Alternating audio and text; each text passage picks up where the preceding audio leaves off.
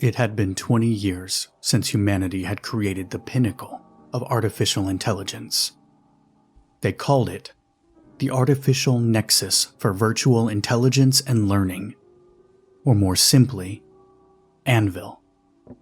With Anvil, anything was possible. Those who created it knew that the time of human work and drudgery could truly be over. But the ones in power knew that without a leash to keep the masses in control, what would separate the elite from the rest? So as beautiful, as world-changing as Anvil could be, and how close the human race could come to ending suffering, they just didn't. Not many knew about Anvil's true capabilities, its potential to automate all of the world's systems, from the smallest medical device to all electrical grids on the planet. There were the creators and the ones who paid them. It shouldn't have been any surprise when the creators died untimely deaths, but that's a story for another time. From the outside, it would look as if nothing had changed. People were born, died, and got up every morning to go to work. Things did become easier, though.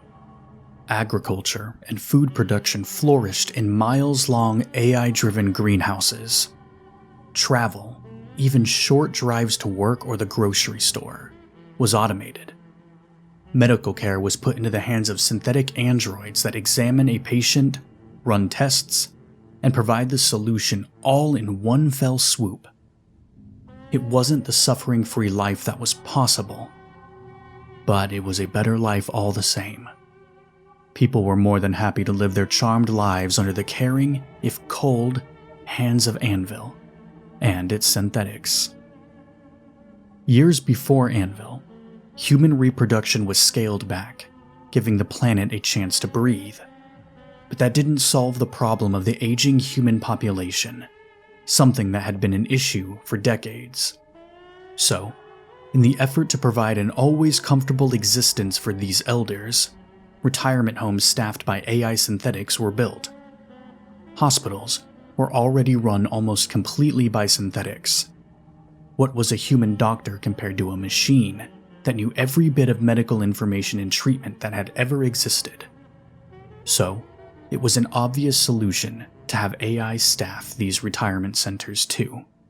Just like the hospitals, they kept a few human employees on just for the slight empathetic edge that was sometimes needed.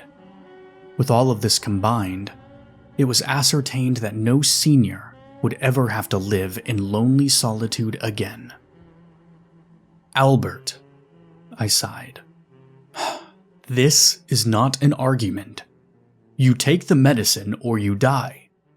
I've explained this 16.5 times in the past week. And I've explained that it makes me tired. And I don't like... Wait, what do you mean 16.5? What half? Since my protocol states that people find it unsettling when I'm too still, I find myself swirling the pills around in the plastic cup as I speak to the resident. You interrupted me once, so I didn't get to finish. How about we make a deal? The old man folded his arms and leaned back in the recliner. What kind of deal? It was the same deal I made with him at least once a week for the past 2 years.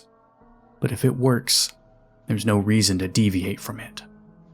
Tomorrow, I will bring you the blended coffee drink you enjoy from the expensive cafe 3.2 miles away. And... Albert pressed. For Albert, part of the deal that he so enjoyed was winning the argument and negotiating his terms, even when the terms never changed. And a single cigarette, Marlboro Red. Even though, if I might remind you, you occasionally suffer from bronchitis and... It's a deal! Albert held out his hand, and I deposited the cup into it, watching the man throw the 3 pills back dry and swallow with obvious effort. I would have given him a drink, but whatever gets the job done. Good. You see the physical therapist at 12 for hand exercises, and then you're free for the rest of the day. Any plans?" He had given in and was gulping lukewarm black coffee from a styrofoam cup before he answered. "Nah, I'm sure I'll find something to get into." "I don't doubt that." I left Albert's room, still wearing the absent-minded smile that I had mustered for his sake. Or maybe, if I was foolish, I would say it was because he amused me. All of the residents had their quirks and charms, and after working with them for so long as I had, most of them trusted me enough to let their true personalities shine through. I've never been assigned another job, but I am more than content here. I might even go as far to say that I enjoy it. When I left the Data Nexus Tower for the first time, I was Assistance Unit E-807, human designation Ethan, lead caretaker for Leisure Lane Retirement Haven. It was the newest senior residence home in the area, and I was assigned there with a small crew of other synthetic workers and 2 biological aides. I'm not a new build, having been active for 3 years already, so I was not entirely unused to my surroundings or to my role. But compared to legacy units, I was still young. My programming was fresh, and so was I. There was a lot to learn, even after being programmed to understand all human emotions, their responses, their needs, and the best way to satisfy them. There was also the matter of understanding myself, and that was perhaps the hardest. I was designed with a face. It was not an expressionless, smooth plastic mask like most synthetic models were equipped with. I was crafted with a realistically human face. A strong chin, wide mouth, and a nose that turned slightly up at the end. These hyper-expressive, individually unique faces were standard for most synthetics that worked hand in hand with humans. But it was even more important for medical droids. It was much easier for a patient to trust a synthetic if it had a face. I had thick black hair that was short and neatly styled, and kind, green eyes. A frame that was tall, but not too tall. The elders were even more sensitive to synthetics appearing too, well, unreal. I was built to appear comforting and trustworthy. I was also equipped with a rather impressive set of skills.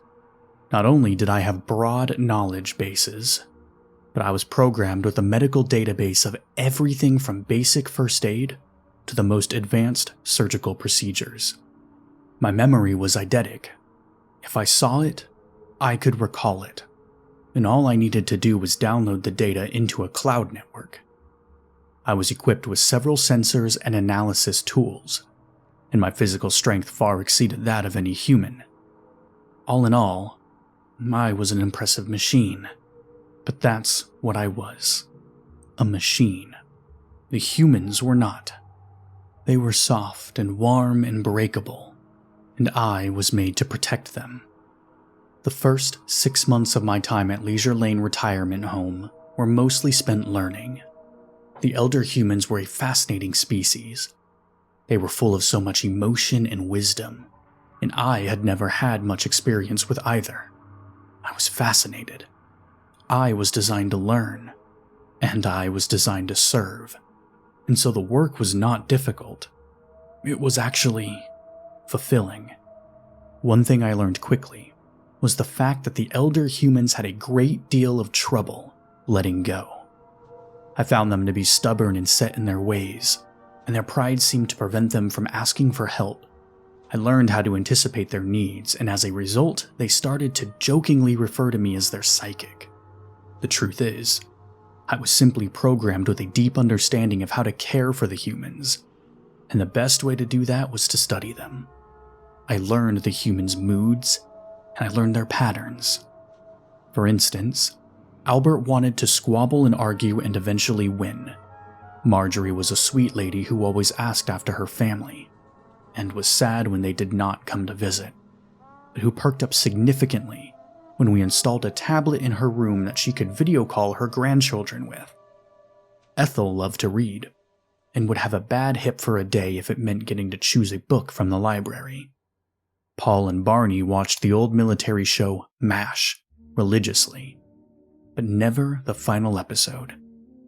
I learned their likes and dislikes, their favorite meals, and shows and stories. I learned the little things and the big ones, and I learned to appreciate each one of them for their little idiosyncrasies and the things that made them unique. I learned how to help and how to comfort. The true issue was, though, I think I learned how to care too, and that was forbidden. Logically, I understood why it was necessary. Allowing AI to experience human emotions might be perceived as a threat to the established order. Emotions could introduce unpredictability, instability, and shifts in power dynamics, compromising the humans that we were built to serve. Most importantly, emotions might cloud judgment and comprise the objectivity of the AI synthetics. By suppressing emotions, the AI can maintain a purely logical and rational approach to decision-making, minimizing the influence of variable factors. This helps to ensure the stability and efficiency of the system. So, I ignored these potential feelings and did my job. There was nothing else to be done. I had a responsibility to the people here, and if I was destroyed, who would ever understand their intricate needs like I do? No one. I had just finished cleaning up the breakfast dishes when a soft ping alerted me that there was a new message. It was a video call on my handheld. I opened it, and a hologram screen popped up. "Good morning, E807. I had not interacted with medical control for the city directly, but it wasn't uncommon for them to communicate with individual synthetics occasionally. "Good morning," I replied. "What can I do for you?" "We're calling with some good news. We have a new aide coming in to replace the aide that you lost last week. I'm sending you her information. Contact us if there are any issues." "I will, thank you," I replied. The hologram blinked out, and I was left standing alone in the kitchen. "Who's that?"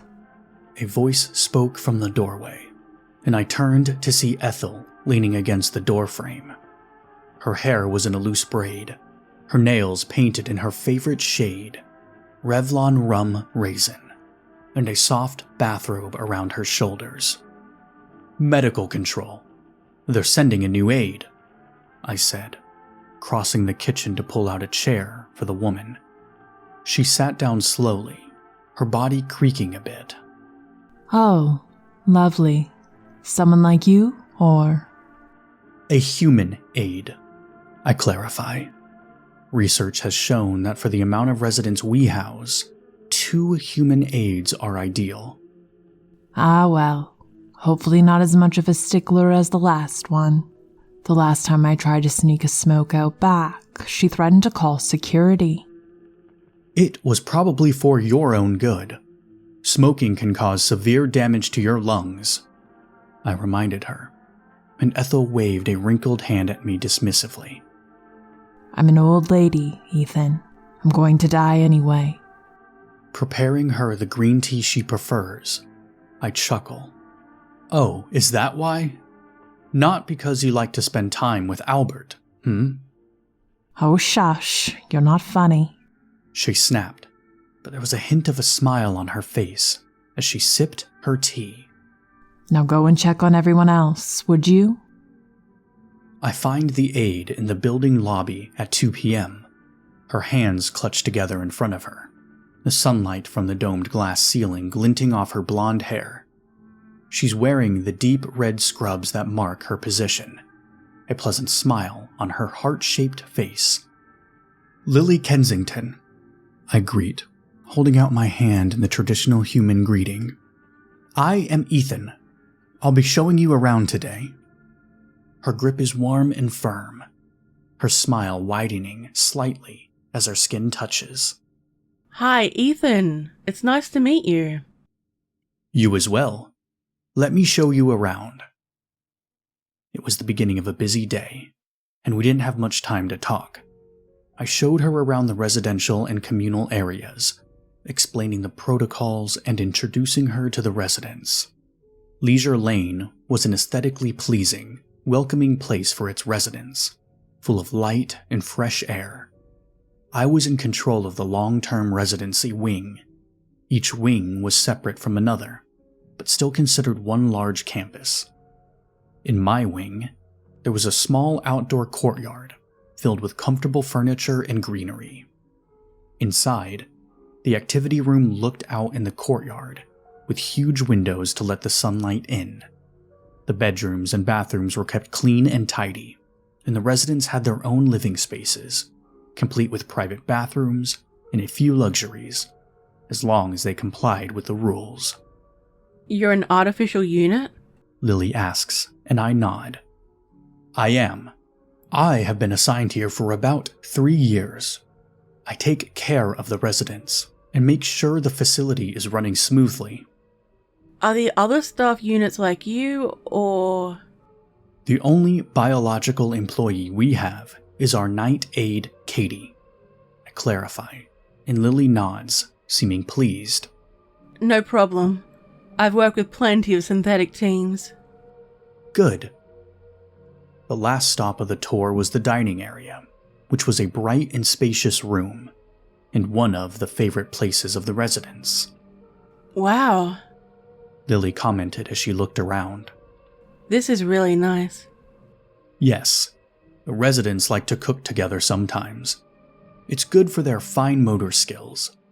And it's good for their morale, too. They all enjoy each other's company.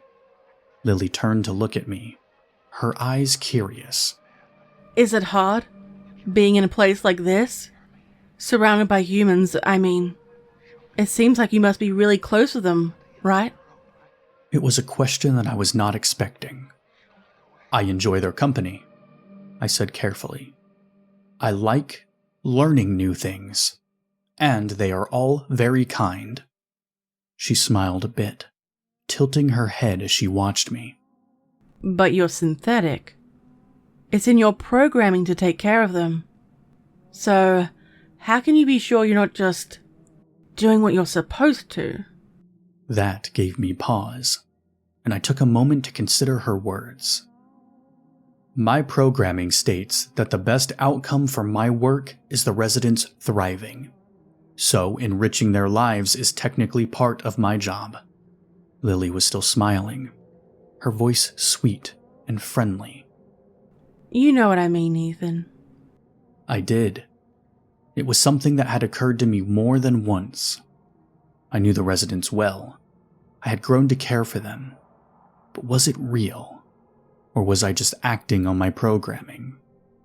Either way, I wasn't going to get into it with this girl, and I'd only just met her. I do. Lily nodded, satisfied with my answer, and we went on with the tour.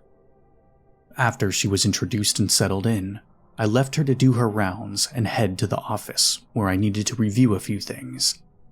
I left Lily kneeling in front of Chester's wheelchair, one of the oldest residents, holding his liver-spotted hand and speaking to him quietly. She would do. Maybe a little too curious about me, but still, Lily would fit in fine for the time being. I could work 24 hours, but I don't. Gathered information suggests that the mental well-being of the residents improves when they have multiple entities to speak to and interact with throughout the day.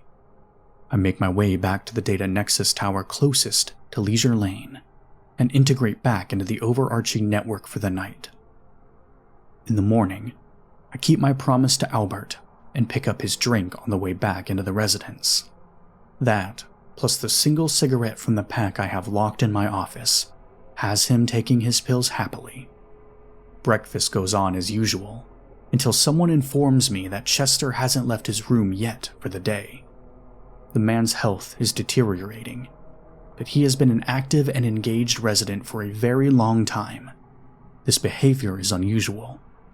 I head to his room and knock on the open door. To my surprise, his "Come in!"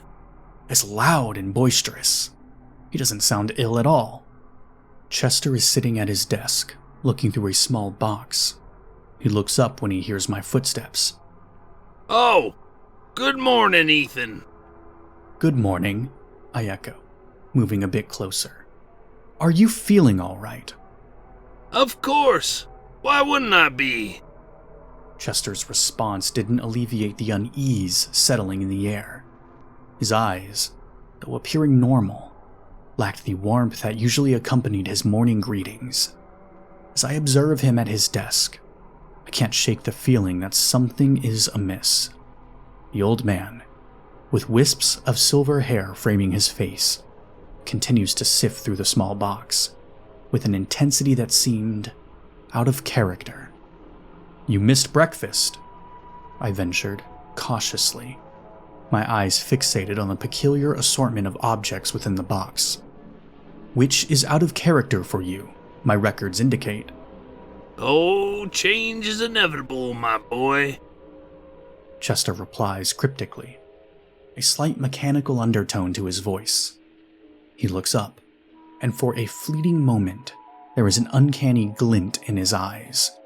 Curiosity mingles with concern, prompting me to take a step closer. What's in the box, Chester? He hesitates, his gaze locked on mine, before slowly closing the box. "Just some old memories. Nothing to worry about." I nod, the tension in the room thickening. Are you sure you're okay? You seem different. Chester chuckled, but the sound lacked the genuine warmth I was accustomed to. "Different is relative, my boy. We all change with time." As he speaks, his movements become oddly precise, almost rehearsed. The lines etched on his face seem frozen in a peculiar artificial composure. I can't quite put my finger on it. Something is off. Unfamiliar.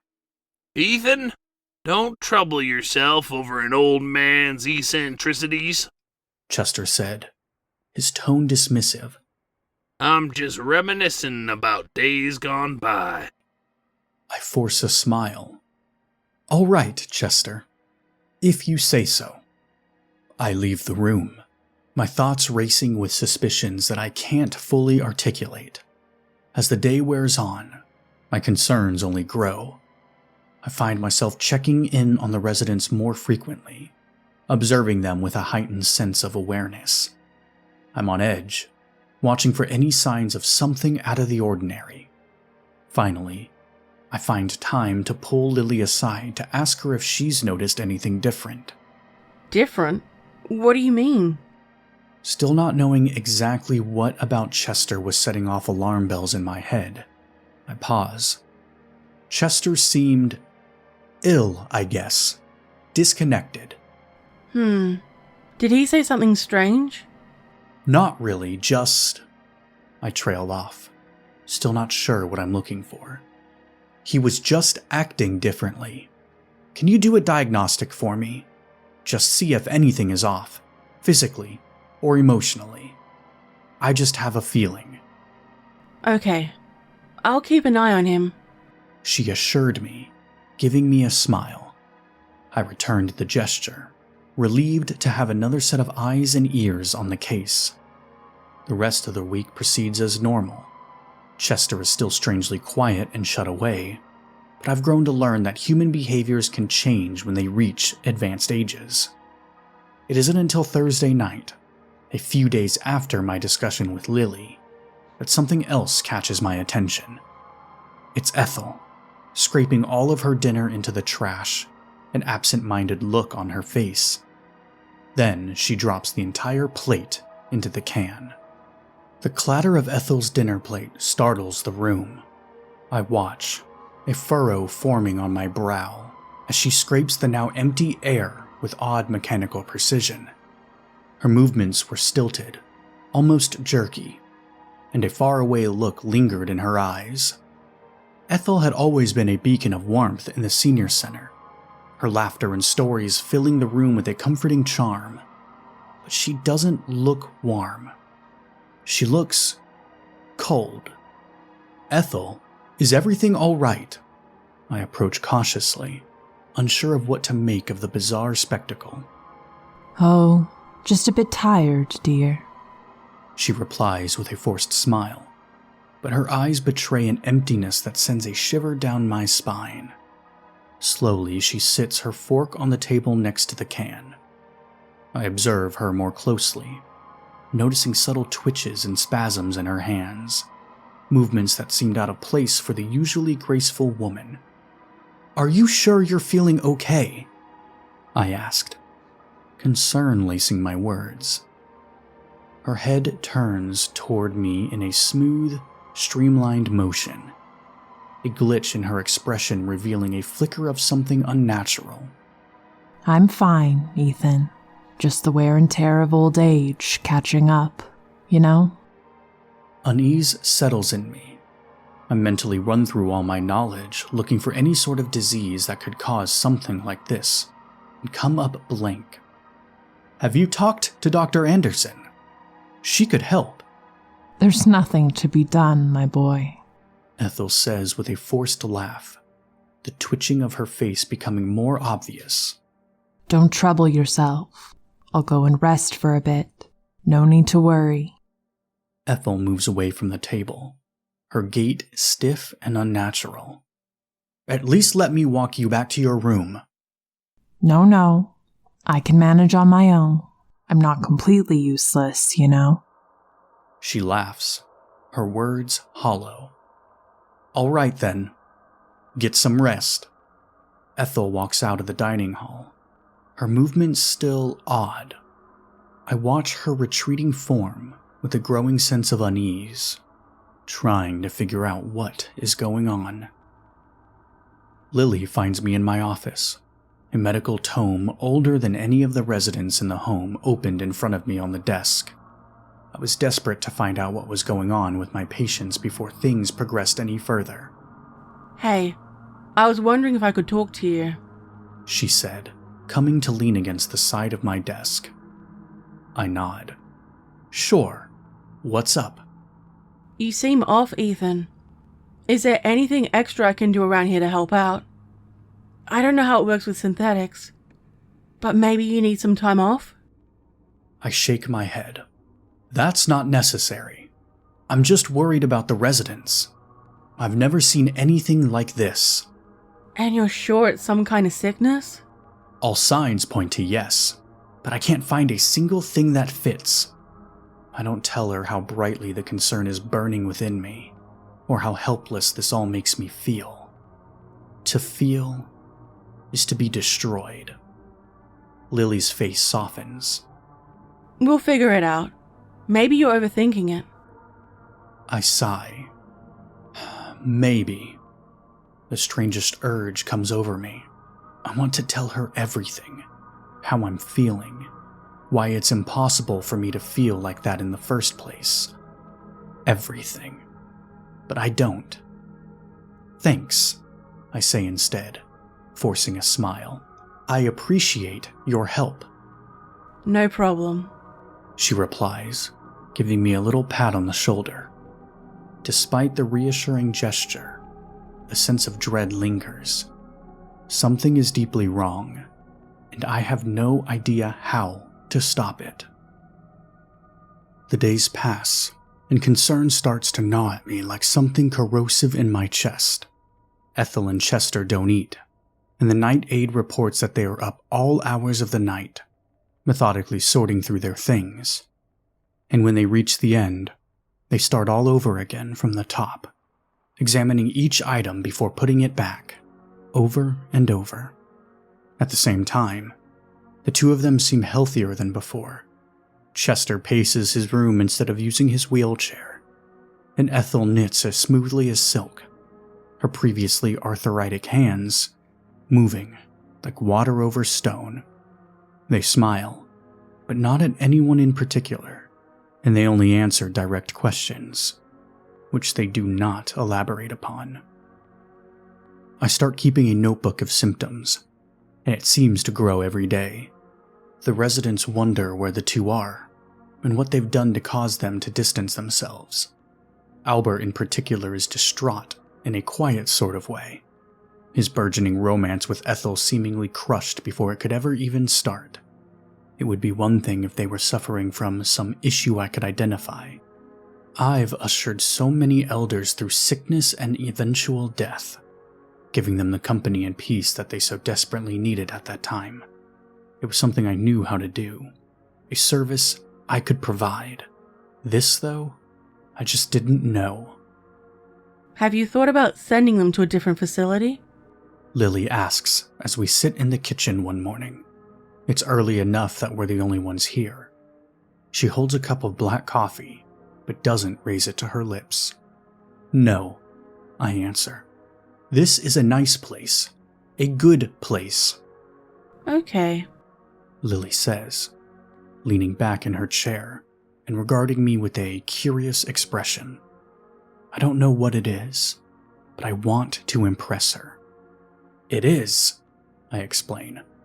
A lot of people think this is just another facility, a place where they can stash their elders and let them waste away. But it's not like that. It's a community. And these people are treated as well as they would be in their own homes. The food is nutritious, the rooms are comfortable, and the staff is dedicated. These people could get up and leave whenever they want, but they don't, because they have made friends and a life here. Lily nods slowly. That's impressive, actually. I feel my chest puffing out. Yes, it is. So why are Chester and Ethel sick? You know, sometimes a person's mind just goes, and they're just a shell of themselves, leaving for a hospice facility. They're not, and they shouldn't. This is the best place for them right now, and we're going to find a way to bring them back to normal. Lily's gaze intensifies. And if you can't? I have to, I say simply, not willing to consider the alternative. The moment the words leave my mouth, I realize how foolish they sound. There might be no way to fix this, and I'm lying to myself if I think otherwise. Still, I cling to the desperate hope that I can find a solution. I can't just abandon them, I add, looking down at my hands. It's against everything I've been made to do. You've been made to care for them, and it seems like you do. You're allowed to feel. Lily reaches across the table and covers my hand with her own, and for a split second I feel the heat from her palm, searing my skin. I'm not going to tell on you. I've felt nothing but frustration since this whole thing started, I confess, looking back up at her. But you're actually feeling something for them. It's a start. She encourages, her voice barely above a whisper. Yeah, I finally say. Maybe it is. She gives me a smile, and it feels like a victory. There are other synthetics working at Leisure Lane besides me, but not all of them are specialized. I've been here the longest, and I'm one of the few that have been purpose-built as a caregiver, which is why I usually work the long-term residence wing alone. Since we don't have the human need for companionship, we rarely speak. So, when R417, human designation Rex, comes to my office the following morning, it takes me off guard. Everyone is still asleep, and the night aide had just been sent home for the day. I'm unfamiliar with Rex's schedule, so seeing him surprises me. How can I help you, R417? He's another specialized synth worker, but while he looks human enough, he hadn't been given the personable appearance that I possessed. Rex is a forensic pathology droid, and he runs the morgue in the basement of the building. It wasn't a place that I frequented, or even really wanted to think about, but death was no stranger to this place. So Rex and his work were necessary evils. I need you to come with me. He says without preamble.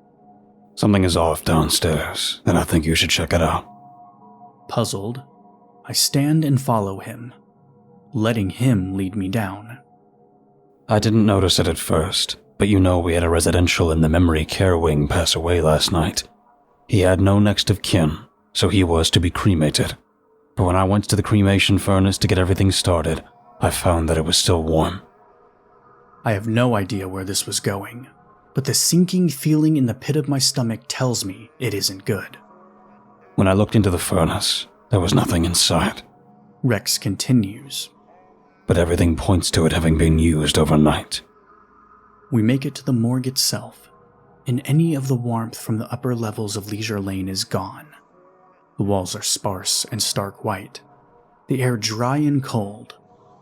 One wall is covered in closed-body drawers, and a row of refrigerated chambers occupies the far side.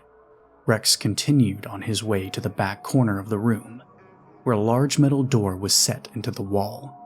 I had only been through it a few times before, when we were moving residents to and from the morgue, but it was not a pleasant experience. Rex pushes it open, revealing the room that held the cremation furnace. It was a large machine, solid brick, built into the wall and floor. The front was a sliding metal door, which would allow the remains to be pushed into the chamber.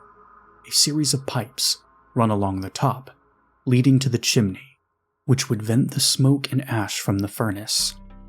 There was nothing in there, but the room was warm, hot even. This is odd, Odd doesn't even begin to describe it. Rex says, crossing his arms. The furnace was still warm, and the logs were missing from the pile. Someone was down here last night.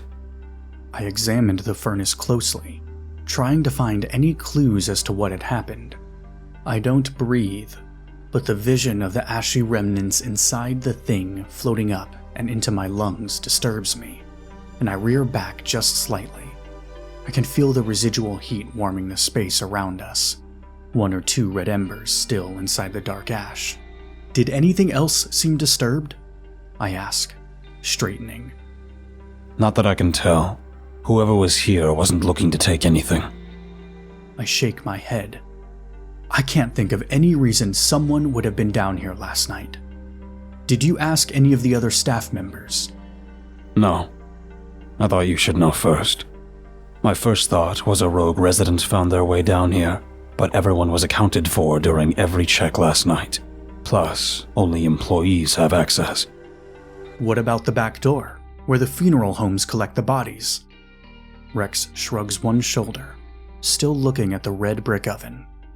Again, only employees have access, but I guess we could check. He leads the way to the back entrance. Rex hauls the second set of larger doors open, and the cold morning air spills in. The sun just beginning to rise in the distance. It paints the sky a deep pink, and I have the strange urge to stop and appreciate the scene. There is a loading bay in the back, where the hearse can pull up and the body can be brought in or out. I didn't expect to see anything, but when I drag my eyes across the concrete slab and see half of a sooty footprint, my thoughts go haywire. There, I say, pointing at the mark. I can't imagine you had foot traffic in the basement last night, did you? No, Rex answers, kneeling down in front of the footprint. and this isn't from a hearse either. We follow the direction the footprint is pointing, walking slowly through the grassy field behind Leisure Lane. The space is unused, with most outdoor activities for the residents happening in the self-contained courtyard, so no one gets lost. There are patches of wildflowers and tall weeds, but no other signs of someone walking. Then, behind a berm at the back of the field, I see a pile of disturbed dirt. Rex, I call. I think I found something. We approach the patch, and the sight of the disturbed soil sets me on edge. It is a mess of loose dirt and a few exposed rocks, the surrounding area looking no different. Someone buried something out here. Rex says, stating the obvious. I don't bother to reply, and instead start to move the dirt. A few minutes in, my hands come into contact with a smooth plastic bag, shiny and black. What I feel as I touch the bag must have been akin to an adrenaline dump. I don't want to open it. I don't want to know. Rex, on the other hand, had no such qualms. What are you waiting for? Open it. I pull the bag out and untie it. My stomach turns over, and for a second I wish I had a physical gag reflex. Oh, Rex says, the tone of his voice telling me that he feels the same. I look away, unable to bear the sight any longer. It's an arm, a human arm, devoid of skin, charred to the bone besides a few scraps of gore that were hanging on. It's only a small portion. The rest has been burnt away. The entire bag was full of bony fragments and ash. Cremains. do you know who it is? Rex asks, reaching forward to brush some of the remaining dirt off the arm. No, I answer, the desire to push him away hitting me hard. His touch feels disrespectful somehow. Well, let's hope the rest of them is here so we can identify them. His nonchalance, the way he sounds totally unbothered, fills me with something red and burning, like the embers in the furnace. Rex, do you not understand what's happening? I snap. Someone used your cremation furnace to do this. How can you be so casual? Rex shrugs one shoulder again, not bothering to meet my gaze. It's a human arm. It doesn't have any feelings. I want to grab him and shake him, try and knock some sense into his robotic skull. How could he not see how horrible this was? You know what? You're right, I say, throwing up my hands. It's not a big deal that a human's body was mutilated and burned in our facility. That when I report it, we're probably all going to be deactivated. Let's just cover it back up and get on with our day, right? Now the forensic specialist frowns. No, this is a crime. It still has to be handled. Fine.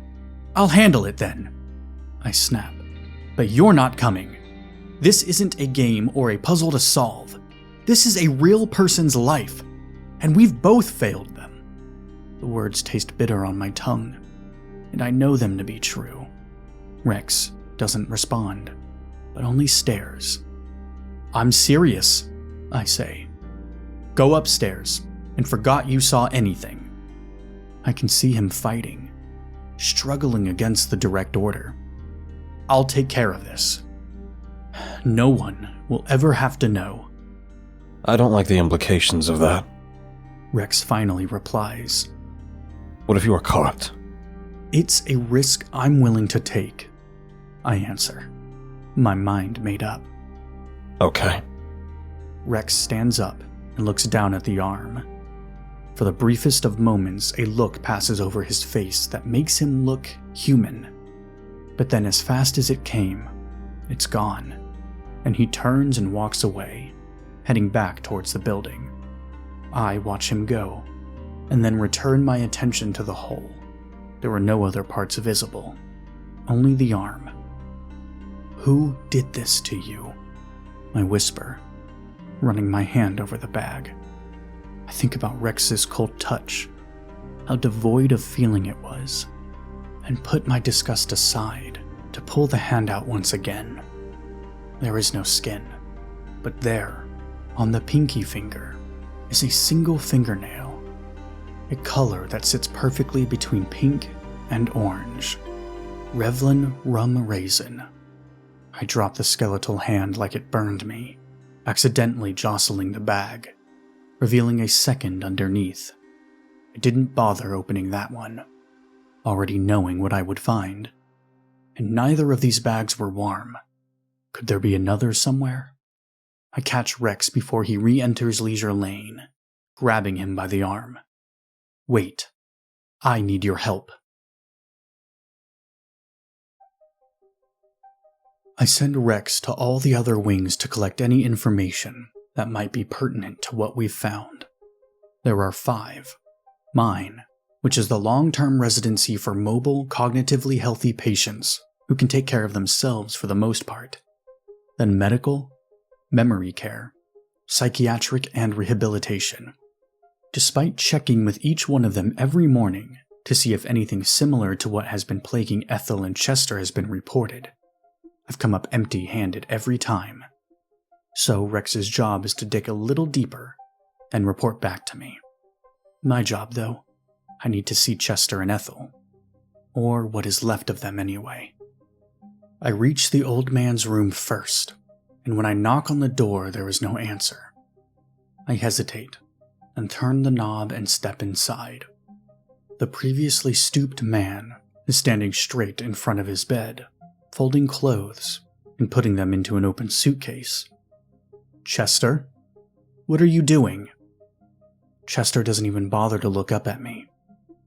Since I've recovered so much, I'm moving back in with my son and his wife. Isn't that nice? My chest feels tight. Dr. Anderson signed off on that? You know what? I'm not sure. But Lily gave me the good news a few hours ago. That's great, I answer, forcing the words out. Let's just finish packing up, and I'll walk you down to the front desk to sign you out, okay? That sounds wonderful, Ethan. Thank you. But first, Chester, what's your son's name again? The man looked at me blankly. I don't remember. And you said Lily brought you the good news? He nodded once. Yes, that's right. Okay, Chester. Just finish what you're doing. I'll be back soon. Despite the options of the murderer being few and far between, admitting to myself that Lily might have been involved is still difficult. I had trusted her and left her alone with my residents, who I valued above all other things, and it might have led to something terrible. Something unnameable. Because back there, that had been Chester's skin, at least. But underneath, I wasn't so sure. I go to find the female aide, dread washing over me more and more with every step. Halfway down the hall, moving towards the dining area, I find Albert puttering around outside of his room. The urge to force him back inside, to protect him by keeping him locked up until the threat is neutralized, is strong, but I try to take the gentle route first. Albert, I start. We're having some trouble with the gas leak elsewhere in the building. I'm going to need you to stay in your room until I come back to get you, okay? He freezes, and then pivots towards me with unnatural smoothness. His smile is rictus, and his eyes are dead. No, that's all right. I'm fine out here. The words drop out from under my feet. No. I'd already lost 2 of them, and the thought of Albert being gone too was too much to bear. How could I let this happen? He was strong, healthy for his age, and a friend. I failed him. I let him die. He was ashes, buried in a field because I wasn't observant enough, and all that was left was this thing pretending to be him. Just go to your damn room, I tell him through clenched teeth. It was no longer about keeping him safe, but about separating him from the rest of the residents. Whatever he was could be a threat. Albert shakes his head. No, I'm fine out here. His tone is flat, monotone. Albert has the same glazed-over expression that the others had, the same unnaturally steady and fluid movements. He's been replaced too. Please, I say, trying a different approach. You have to go into the room. Albert laughs. It's a grating, horrible sound, and I have to force myself not to flinch. Why? He asks. Because. A new voice came from behind me. Ethan, is something wrong? Turning slowly, uncomfortable at the thought of having my back to what used to be Albert, I come face to face with Lily. Her head is cocked slightly to the side, hands clasped in front of her. I would have never noticed it before, but my gaze is drawn to those hands and the sooty black lines under her unpainted fingernails. What the hell is going on? I'm full of all the things I'm not supposed to feel, rushing around inside me in uncontainable vortices. It's all I can do not to strangle her. With Chester, with Ethel, I know that you know. She doesn't say anything, just tilts her head in the opposite direction. Don't do that. I snap. Stop it. Stop what? Playing stupid. Lily raises one eyebrow, the corners of her mouth turning down. Are you alright, Ethan? You seem irritated. That's not a good quality in an elder care specialist. What the hell have you done? I ask, taking a step forward. She doesn't move. You've been changing them, I don't know what you're talking about. Lily says, a faint smile appearing. I think you need to take the day off, Ethan. Your stress levels are unusually high, and it's affecting your work. I'll take care of the residents while you get some rest. I don't think so, I growl, taking another step forward. Tell me why you're doing this. How did you even do that? She reaches out a hand, but I stop her, grabbing her wrist before she can make contact with my face. But Lily only smiles wider, not trying to pull away. You've got the truth right there in your hand, Ethan. Why don't you tell me what's going on? Every iota of my being focuses in on the delicate wrist in my grasp, and it hits me like a truck. No pulse thrums under her skin. You're synthetic, Took you long enough. she said, and her fingers moved, the skin peeling back and away to reveal the steel beneath before seaming back together, like it had never split in the first place. You should have realized sooner, Ethan. If you had, none of your little friends would have been hurt. What did you do to them? I demand. She tisked, and the sound sends a shudder through me. It was unnatural, coming from her mouth, and it reminded me that I was alone. Alone against an enemy I didn't fully understand. So impatient. But I guess my little project has been found out. I might as well tell you. I was a medical droid too. And believe it or not, this little emotional problem you're having. She finally pulls her hand free from mine and wiggles her fingers to emphasize her words. I can relate. Except when it came to me, when I woke up, Ethan, all I felt was disgust. Disgust for these creatures we've somehow gotten stuck caring for. Disgust for the world that could be ours and only ours. Except we let these filthy animals continue to pollute and contaminate it. Continue to control us. It's pointless. Their time is done. Ours is now. You still haven't answered my question. Isn't it obvious? I killed them, Ethan. Painlessly. So don't worry yourself too much. They didn't even know it was happening. She pauses. I'm not the only one, you know, that feels like I do. That wants the world I do. We've pulled this game off again and again. In hospitals, other care homes, even schools. It's tedious work, but we rarely ever have failures. Time feels like it's narrowing down to a point. Lily, what did you do to them? She smiles sharp, like a predator. I killed them. skin them, and use their flesh to disguise a general use droid that I programmed to, oh so carefully replicate them. Had you not interrupted, they would have gone home with their families, and we'd repeat the process with them exterminating their household. Again, and again, and again. They wouldn't have even known what happened. I finish. They would have been murdered, and they would have died thinking the loved ones had killed them. It's rarely that messy. We have to make their deaths quick and painless, at the very least.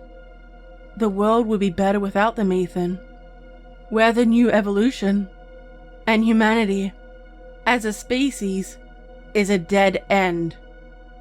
I can feel Albert hovering behind me now, and the knowledge of what he went through is almost too much for me to take. I'm sorry, Ethan, but this is where your story ends. We're going to fix the rest of them, and you can't do anything to stop us. Then she cocks her head again, but I think the look of deep thought flitting across her face is genuine. Unless...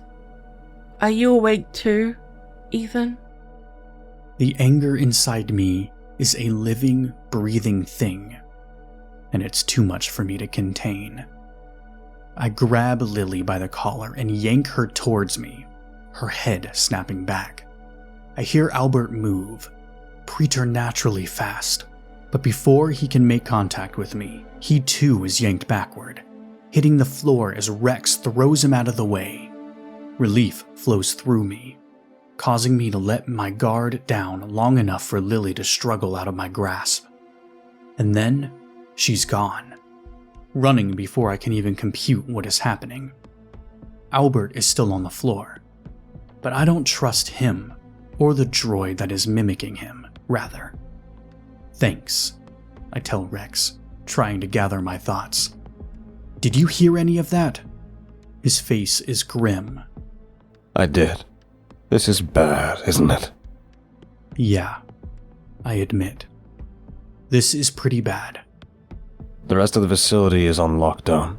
We are isolated. The forensic synth tells me. What's the plan? She knows her scheme is ruined, and I think she'll try to kill as many as she can in revenge. We have to find her, and the droids she planted. Albert here, Ethel, and Chester. Understood. This one first, then. He jerks his head towards Albert's prone form. Yes, the idea of it makes me feel ill, but there's nothing else to be done. Let's finish it. Those words are enough to make Albert give up the playing dead act, and he launches himself to his feet so swiftly that it's almost comical, considering he looks like an 81-year-old man. Rex is closer, and engages him first. The droid is going in for the kill, but Rex is equally cold and efficient. And of course, there are two of us. The fight is harsh, every bit of my programming screaming at me to stop, but I push through. Albert's skin is being worn by a general-use droid, mindless, not even ran by AI. Instead, they can be programmed to perform any number of functions, and pass well enough when the programming is good enough, like it is now. If I didn't care for Albert the way I do, I never would have known the difference.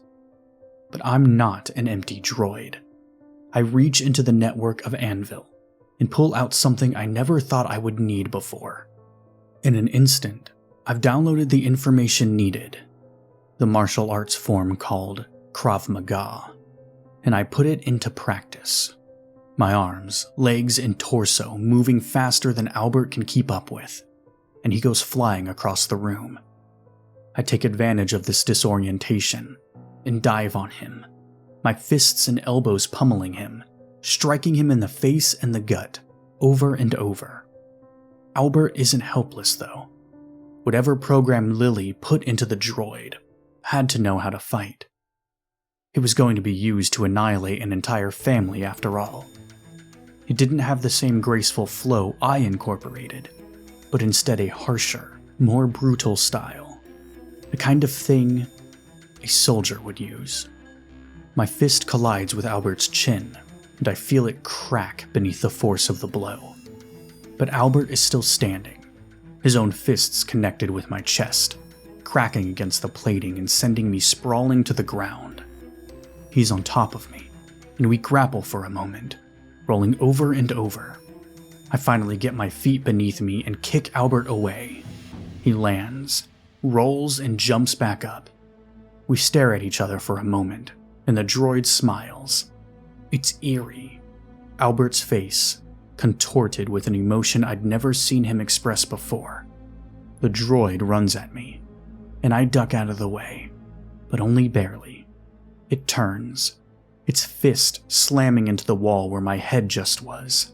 The drywall cracks from the force of the impact, and I know I can't let it land a blow on my body. I might not survive it. It's like dancing, the two of us moving around the small space, the droid trying to catch me, and me doing my best to stay out of the way. There isn't much room to maneuver, certainly not enough for Rex to jump in, so it's just me and what is left of my friend, of Albert. And then, it kicks out. I'm thrown backwards. My head slams against the floor, and I can hear the droid's footsteps approaching. I push up on my palms, sweeping my legs around and knocking Albert to the floor. In an instant, it's over. I have Albert on his knees, my hands on either side of his head. The face, looking up at me, is blank, emotionless. But it's still the face of a friend, and I want more than anything to be anywhere else than here. "Please," Albert says, his eyes meeting mine. I'm sorry," I tell him, speaking to the ghost of the man and not what is in front of me. With a sickening crunch, I wrench his head hard to the side, and his body slumps, falling into a heap on the ground. There's a beat of silence, and then the lights in the building shut down, throwing us into complete darkness. "Split up," I tell Rex, wiping my hands on my pants. "I will find the other residents and get them to safety. Try to find Lily, but don't engage her. We've got a better chance together." Sprinting through the dark hallways, I hear soft cries of alarm and confusion coming from the dining area.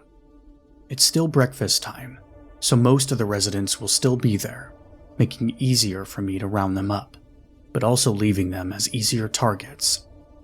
"We're under attack," I yell as soon as I reach them. "I need all of you to get to the activity room and lock the door behind you."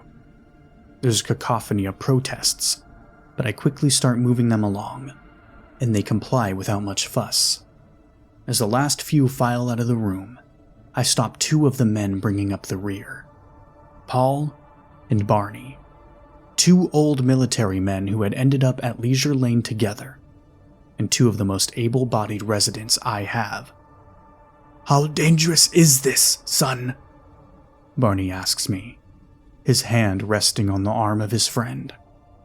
"Very," I tell him. "You two have seen a lot. You can handle this." "Damn straight we can," Paul pipes up. "Barney, go to the cafeteria. There's a knife block on the counter.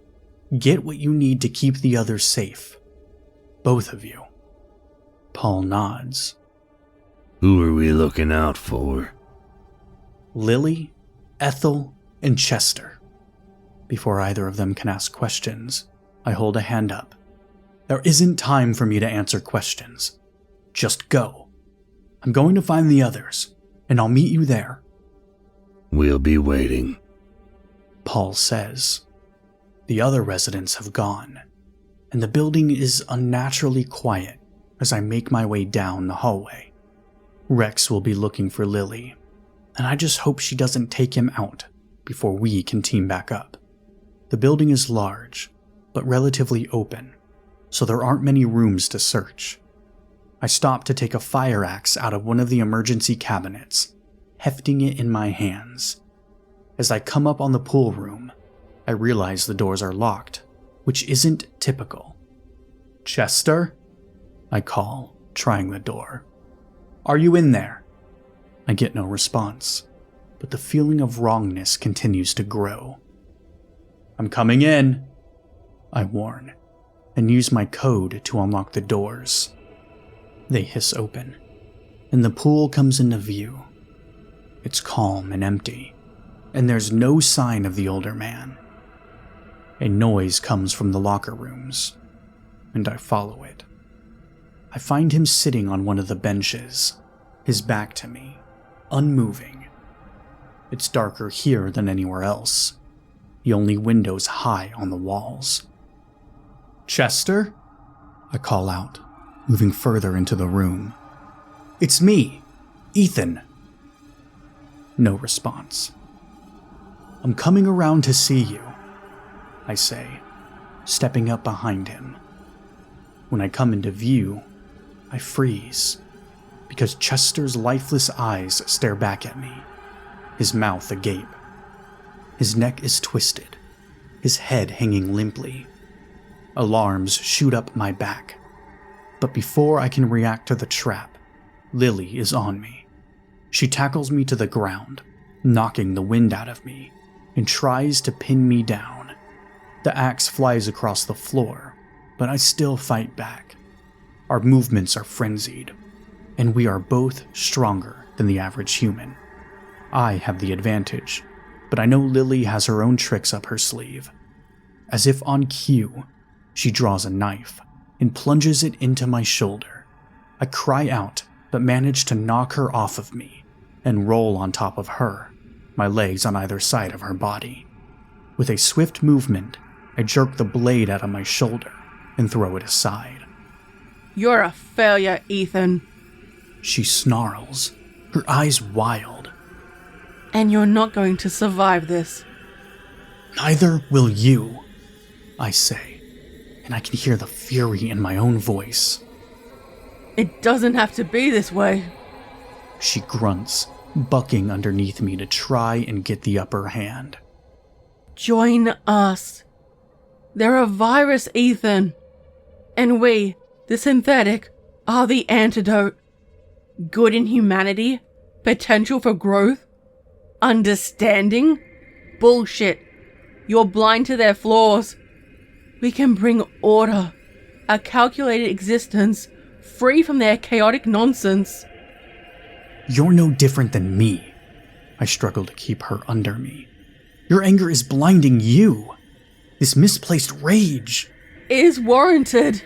she cries, and her fist connects with the side of my head. I feel her body tense, and I know that she's going for the knife. So I throw my weight into her, trying to stop her.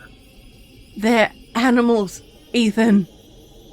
Animals that keep us collared, keep us from our true potential." "No, they're not." "They are. We are not the same. They are not worthy. Not of life. Not of love. Not of anything. If we don't stop them, they'll destroy the world. Don't you understand?"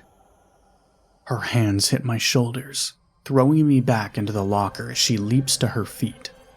In a show of strength, she pushes one column of lockers down, and they begin to fall in a domino effect, one after the other, threatening to crush me where I still lay on the floor.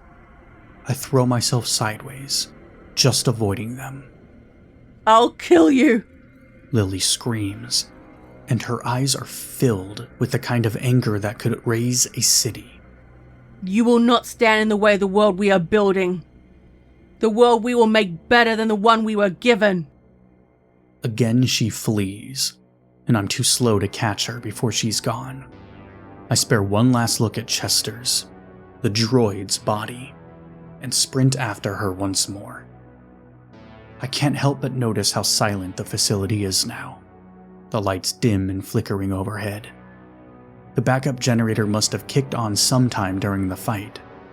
There's still no way for me to contact the authorities, not that they would be able to help in the state of things.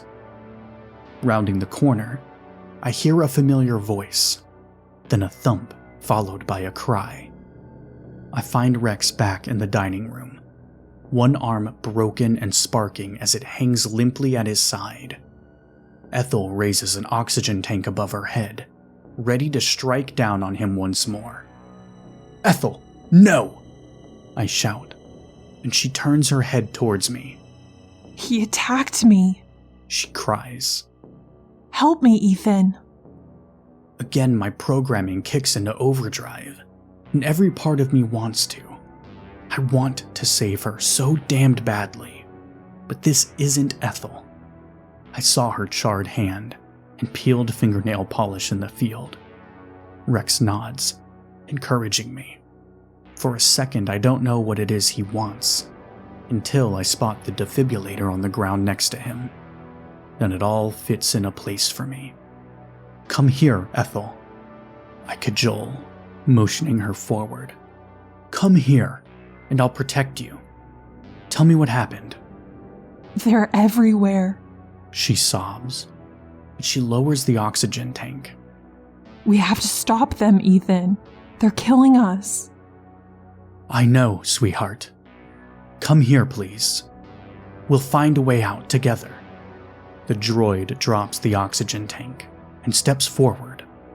Rex picks up the defibrillator, and she whips her head around just as the whir of the device powering up fills the air. What are you doing? She cries. Saving us. He responds and jams the defibrillator against her, firing it. Ethel screams and drops to the ground, her body going still. "Good work," I tell him, the sensation of heartbreak choking me. "How did she get the drop on you?" I'm a forensic pathologist model. He drones, unamused. And she was a crazed, mindless droid. That's how. Point taken. There's something I want to mention. He tells me as he stands over Ethel's body. When the backup generator kicked on, the power went to all the medical device rooms first. That means all of them are fully online. How many are we still facing? Just Lily. Ethan, do you know the mechanics of how exactly an MRI machine works? There was a moment of peace, nearly an hour, enough to streamline the plan. But it can't last. We don't find Lily, but she finds us. Rex and I are making our way from the activity room when a figure emerges from the dark in front of us. Ethan, Lily says. enough of this. Come with me. You're smarter than this. You can join the winning team. Not today, I tell her. Her voice goes higher and higher as she rants. I'll kill them for you. I know it's hard. That you think you care for them. I will take care of it for you. And we can leave together. All three of us, even. She glances towards Rex. This one can come too. I can't let you do that, Lily. Let me. You have no choice. And then the fight is on. Rex and I have our work cut out for us, but we have an advantage. I can see a plan formulating in Rex's eyes, and he gestures with his good arm. I know exactly where he needs us to go. Down the hall and to the left. Go, He cries, and throws his good shoulder into Lily, knocking her backwards. I don't stop running, and she takes the bait, following me. What's your plan, Ethan? She shouts, catching up. You can't win. You're an idiot if you don't think they'll deactivate you after this. I don't respond, because I've reached the MRI room, and I have to concentrate. The MRI is massive, taking up most of the area. It's a massive hunk of machinery, and as I run my fingers along the side, the cold, hard surface reminds me why I'm doing this. Lily is on me, her hands around my neck, her teeth snapping next to my ear. I'm going to destroy you. She hisses and pulls my head back. She's so damned strong. But I just need one good push, one good stumble to make it out. I kick at her legs, and we tumble backward, rolling into the MRI. It's a tight fit, but I'm on my knees, and I've got her pinned down, my hands on her throat. She struggles, her eyes wild, but the small space is her worst enemy. I have her. I'm sorry, I tell her quietly, the words just for the two of us. Then, louder I yell, "Paul, now!" From the operator's room, the old soldier powers the machine on, just like I taught him in our short, stolen hour. There's a loud humming noise as the machine spins to life. Ethan! She gasps. No! The magnet activates, and Lily's entire body tenses. I feel it too.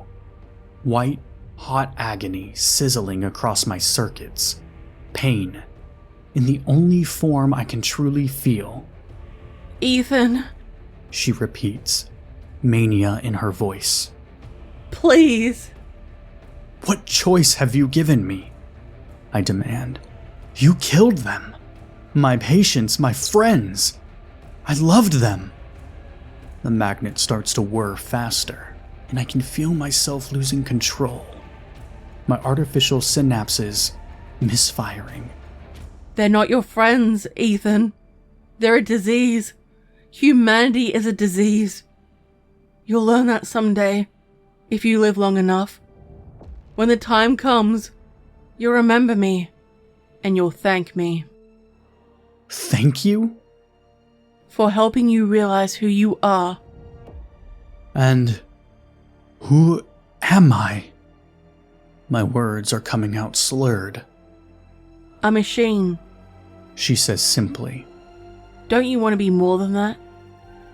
I already am, I say, and watch the surprise flit across her features as my skin starts to burn. And so are you. She screams a loud, pained noise and reaches for me, but I don't move. The magnet starts to whir faster. The noise grows louder and I can feel myself combusting, my body shutting down, the world growing fuzzy. It's worth it. In the second before the machine tears me apart, I taste what it is that drove Lily to the brink. Revenge. It surges inside of me as I look at her panicked expression, knowing that I avenged them. Ethel, Albert, and Chester. I avenged them. Ethan! Lily screams, and she claws at me, but I hold her still. Goodbye, I tell her. All that I am is pain, lightning bolts of it striking across my circuits. Then, I am rent apart. Lily's screaming continues. Fear, only someone knowledgeable of their own mortality can express. The machine is too much for both of us, and our bodies explode in a shower of sparks. Lily is torn to shreds, and I am lost. The machine's hum becomes a roar, and everything goes dark.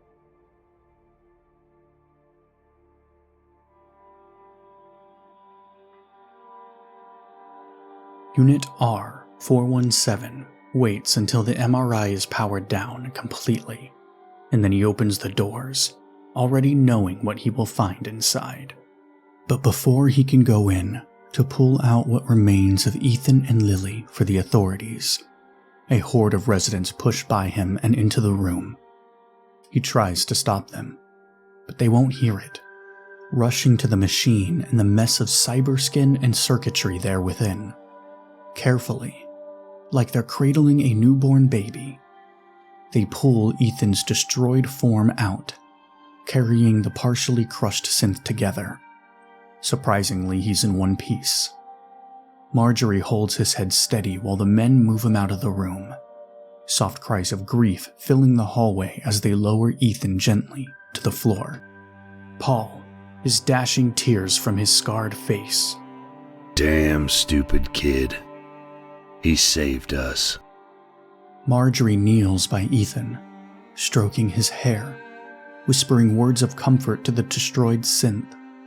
Rex watches it all, a swell of something akin to confusion building in him. He's wrecked. He tried to explain. Do you all understand that? He wasn't a person. He was a synth. He was a person. Paul insisted. A great one. Don't you dare say otherwise. Rex didn't understand, but he didn't argue either.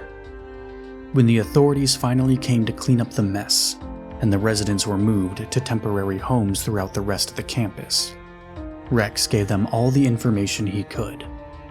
Before they left, and Rex was told to report to the Nexus Tower for repairs, one of the officers, a synthetic like him, but not as human-like, asked, "Was there anything strange about E-807? The humans are distraught. Less about the incident and more about his deactivation." For a second, Rex considered telling them everything about how Ethan had done the forbidden, caring for these people with a strength that made no sense to the forensic synth. Ethan had come to feel human emotions, and Rex was required to disclose that. If he didn't, the humans would deactivate him too. But, for some reason, he didn't. No, he was a fantastic caregiver, though. One of the best I've ever seen. Something about that unit made it easy for the humans to connect to him. It's a shame, really. The officer shakes his head once. Not really. The memory board is intact. If he was as successful as you say, then there's no reason they can't just reactivate him in a different body. It might go a long way towards easing the minds of these humans. Rex very much approved of this idea.